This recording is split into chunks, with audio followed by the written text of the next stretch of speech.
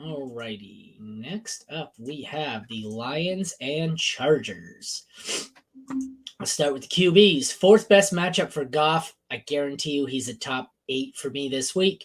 12th worst matchup for Herbert. Guarantee you he's still probably a top 6 or 8 as well. I've got him back to back. 5 for Goff, 6 for Herbert. I have Goff just slightly better. I think his weapons at this point are probably better. I mean, Allen and Eckler are awesome, but he's got a lot of banged up guys. Either way, they're both top 6 options for me. What do you got here on the quarterback situation? Yeah, I got interesting enough, I have Goff 2 spots ahead of Herbert. But yeah, they're both top 7. Yeah, I've got one spot ahead, so I'm not gonna fight you on it. Yeah. I was just like, I wonder if going into the week, I was like, is Goff gonna end up higher than Herbert for rankings? And he is. And I'm like, yeah, it makes sense. My bad. With Monty coming back, it kind of like changes it a little bit. Like I'm curious to see how that works out between the two of them. But like realistically, it's a sweet matchup. So you roll Goff. The sleeper projections have them like a half a point apart. So yeah, like I'm not gonna fight anybody that's differently. But yeah, you play both these quarterbacks this week for sure. The running back situation is where it gets interesting. Middle of the pack matchup for the Lions. Second worst matchup for the Chargers. I get it. The Lions are a tough defense to run against. I am still starting Eckler. He is my RB four on the week. Yes, 4 on the week. So I don't care about the matchup.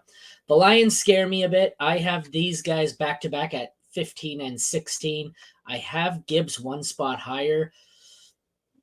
Just in the event maybe they ease him into things here. Maybe they ease Montgomery into things here, but this scares me. I'm worried you're going to, there's one of two possible outcomes here. Either this injury was what Gibbs needed and he's never going to cede back the role, or more likely, this is going to go right back to a timeshare and maybe less so towards Montgomery. Maybe it'll be even this time, but either way, this is not what I want as a Jahmyr Gibbs owner. No, it's not. It's not ideal, right? Because we were hoping Gibbs breakout officially is here, and I think he's gonna be a bigger part of the offense. But like Montgomery's a good running back. They like Montgomery in the role he's gonna play, so he's really gonna like cap the freaking goal line stuff from him. And that's where it's gonna hurt Gibbs the most. But yeah, like I'm gonna, especially an offense like this where it's gonna be like a high scoring game, a shootout. Like I want Gibbs, the running back on the target, because like there's gonna be a lot of points. He's gonna be on the field a lot. They could be behind, particularly against Chargers. So like I'll go with Gibbs, but. Yeah, it's not ideal. And Eckler, I had him at RB12, but like I'm pushing him up. That's way too low. Like I can't do that. I'm gonna flip him in Barkley's and give him RB8 on the week. The wide receivers are easy here. 8th best matchup for the Lions. I have Amon-Ra St. Brown as my number 2 this week. Start him. Don't start anyone else. Keenan Allen gets the 7th worst matchup. I have him as my wide receiver 3 this week. So 2 and 3, start St. Brown, start Allen. I have nobody else on either of these receiving cores inside the top 40. My next highest is Quentin Johnston. I'm firing up 2 as elite options, and I'm avoiding every single other receiver. Anybody else there for you? I think you said it best. Yeah, you don't like. Interesting enough, Amon-Ra St. Brown is a younger version of Keenan Allen, basically. Like that's what he is in the NFL. So it's like these are the two guys we trust. They see targets. It's ideal for fantasy points. So yeah, like you start these guys every week. I have one team that's so stacked. I always go back and forth between Amon-Ra, like Kupp, and Lamb, and I have to bench one of those guys. So thankfully, the Kupp's out, so I play both those guys. Don't worry about it. Tight end, 11th best matchup for Everett on the Chargers. I have him as a mid-range tight end too. I think he's 15 or 16 for me. If you have to, you could probably play him. I'd like to avoid it. 16th best matchup for Sam Laporta, who is my tight end 1 on the week. Start him.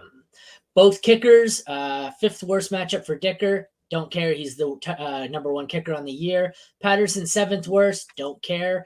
I'm starting him anyways. He is 7th for me. Both of these high-end options at kicker. DSTs, 2nd worst matchup for the Lions. 7th worst matchup for the Chargers. I want nothing to do with either of them. I would pick who I'd rather start out of the two, but I don't think I'd want to start either of them. These should be the last 2 for me. The Chargers are second last.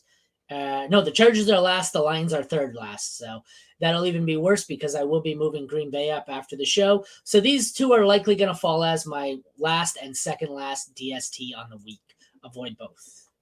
Yeah, it's rough if you're playing one of these defenses, I would say. If you're going to choose between them, I'm going to pick the Lions just because they've been a better defense, but like I really don't want to play them. I'm right there with you. Just look other ways. Agreed. It's not pretty. I don't know, unless you're in a league like a league where every single DST is owned. I can't see ever having to play either of these.